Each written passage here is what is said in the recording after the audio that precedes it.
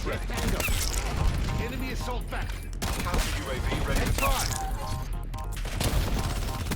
We lost B. Here's the damage. MPL halfway.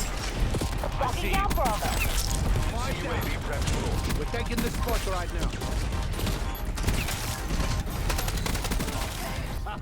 Yo, what's going on, guys? It's Muffin. Hope you guys have a great day or night, depending on when you're watching. As you can see on the bottom right of the screen, Modern Warfare 4 has been revealed.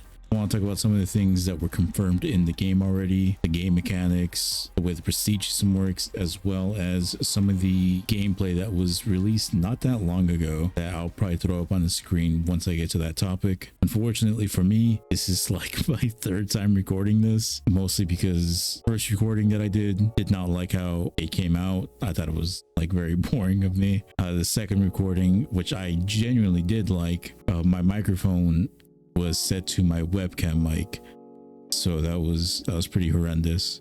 And yeah, this is my third take. Anywho, let's get right into it. And we're gonna be running out the VS Recon just because I've honestly been enjoying this gun a lot. So for starters, one of the things that have been confirmed that was kind of a surprise from Infinity Ward, the fact that red dots were going to be on the game again, because their last game, Modern Warfare 2022, did not have any red dots, and they kind of stuck to their guns on that one. Kind of sucks. Ending with 2019. Map voting will be staying as well, which is pretty huge for these recent games.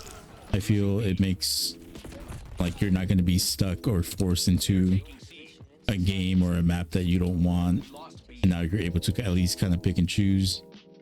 Granted, it will make halfway into the game's life cycle a little boring because it will be obviously have fan favorites of whatever the maps will be, and it'll be like playing the same thing over and over.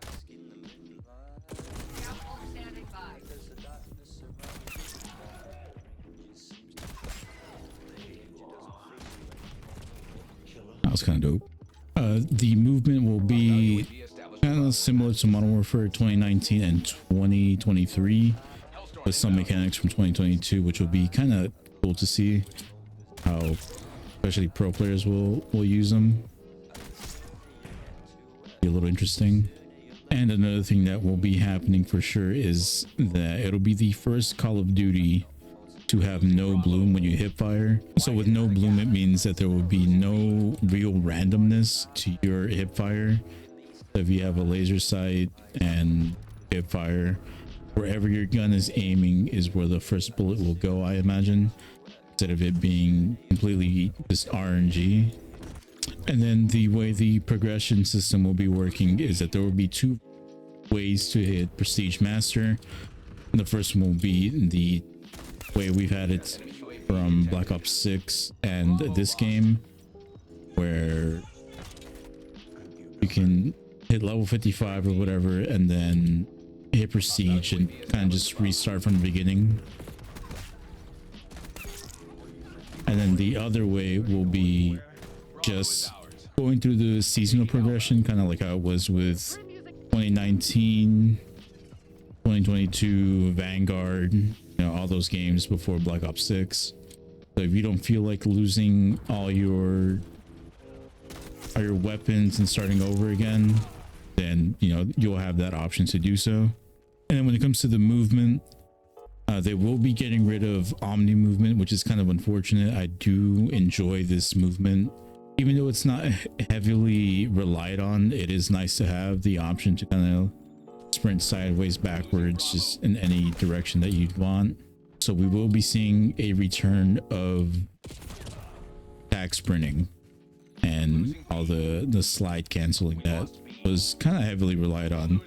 One thing with the tag sprint, it says that you will have like a stamina bar now to show how much of the tag sprint you have left. So I imagine that there will be a perk to like give you marathon, kind of like how it was in the older CODs, so you can just run for a lot longer and hold the tag sprint for a much greater distance than default. And to show some of the movement that was released not too long ago, I will be throwing it up on the screen right now, kind of showing you guys how the movement will work, as well as the new mechanic of being able to climb up on poles is going to work. And so far from what it looks like, I don't mind it. I feel like it'll be pretty cool seeing how players will just use or abuse that mechanic. And although I will miss the Omni movement from this game and Black Ops 6, their reasoning is pretty fair, how they want to differentiate from Infinity Ward titles and Treyarch titles, Sledgehammer 2, whenever they released a new COD.